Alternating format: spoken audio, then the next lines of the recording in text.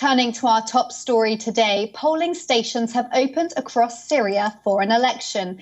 The incumbent President Bashar Al-Assad is almost guaranteed to win a fourth term. Syrians are casting their ballots in more than 12,000 polling centres. The results are expected to be announced by Friday evening, 48 hours after polling closes. The election is the second since the country's civil war broke out 10 years ago. The decade-long conflict has killed more than 388,000 people and displaced half the pre-war population. With opponents abroad barred from running, Assad faces just two almost unknown challengers. He faces former Deputy Cabinet Minister Abdallah Saloum Abdallah and Mahmoud Mareh, head of a small officially sanctioned opposition party.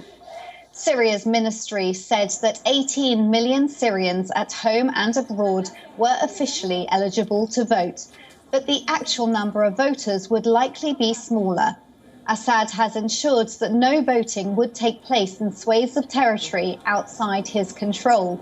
The elections are not taking place in at least 4 provinces because they're under the control of the opposition and Kurdish forces, depriving millions of Syrians a vote. Last week, thousands of Syrian refugees and expatriates cast an early ballot in the embassies of their host countries. Syrians who fled the country illegally have been barred from voting.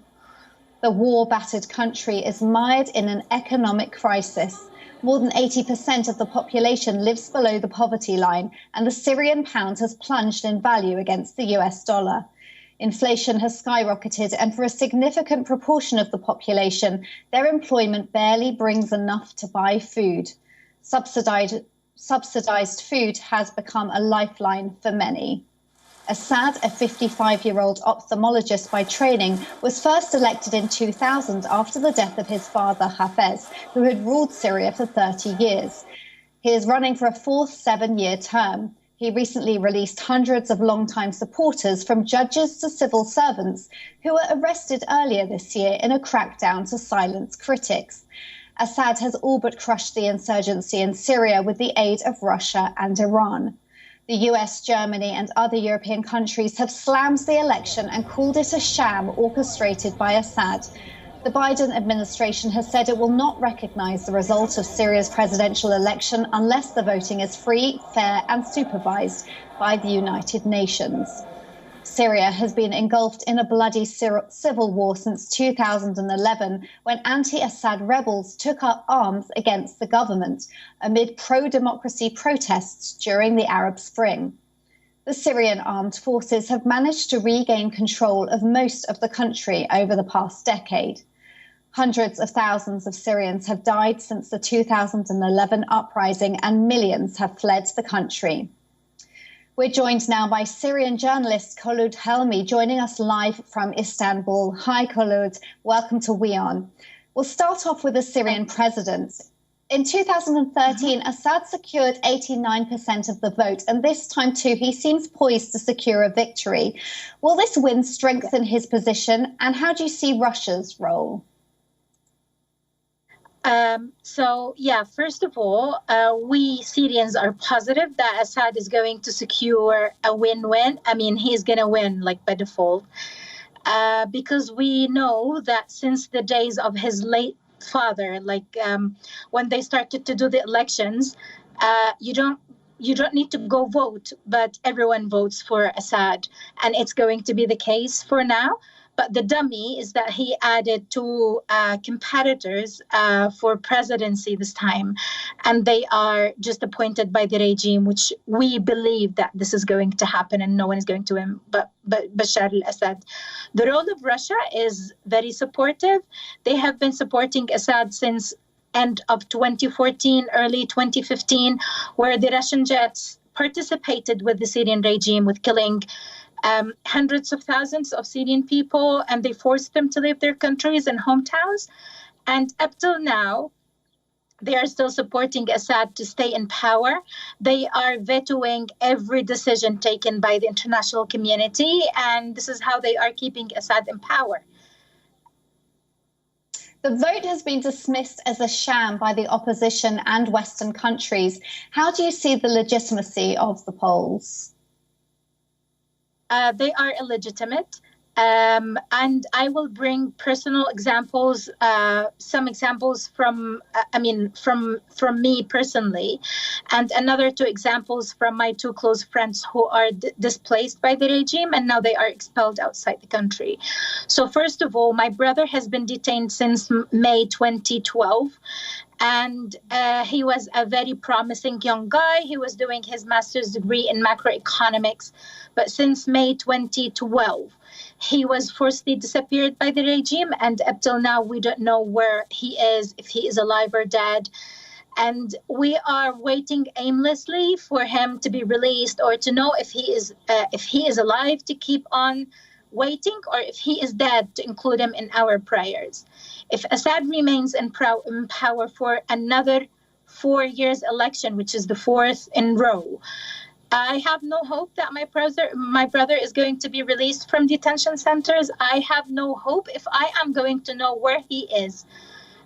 And other hundreds of thousands of other innocent Syrians who have been sent to detention only because they have demonstrated at the beginning of the Arab Spring and the Syrian uprising in 2011.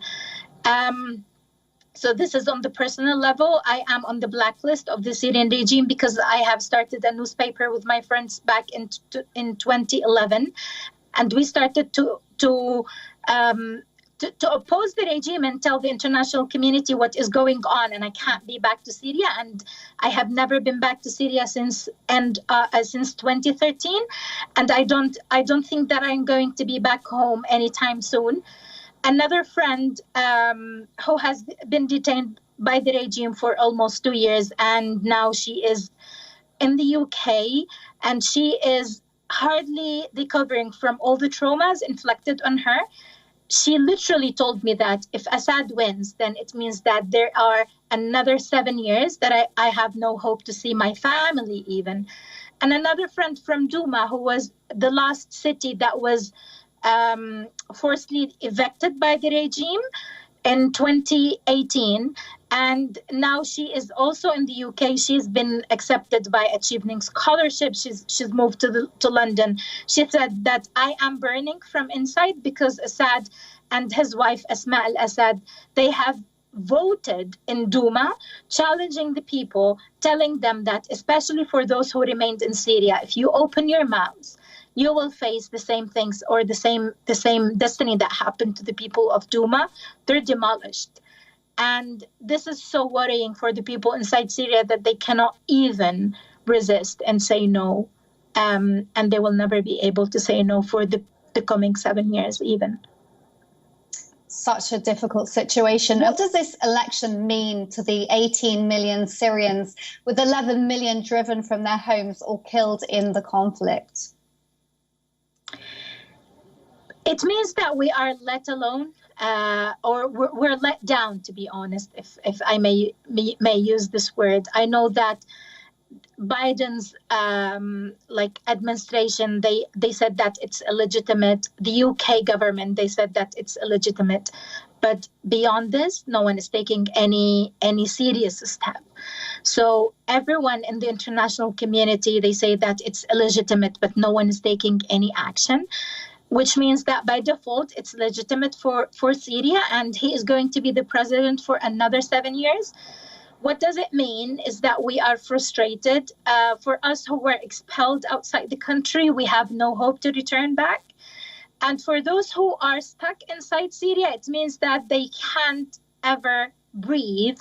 So they have to suffer for another 7 years, and they have to say yes, and they have to act that they agree, and they have to be forced for Bashar al-Assad to stay in power, and they have to remain in poverty, ignorance, and in silence for another 7 years. It means that we have to, I'm not accepting this reality, but it says that it means that we have to accept this reality. It's forced upon us, and we are powerless. We have only our,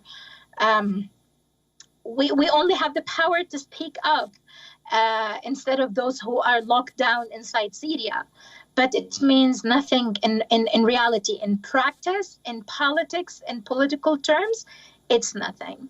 Assad is winning. He is the powerful person, aided by Russia, Iran, and even China in the international community. And this is the de facto that we have to accept, and that we have to eat our hearts out of agony and Thank anger. you. But yeah. Thank you so much, Khalid, for joining us on WION, and wishing the best to you and your family.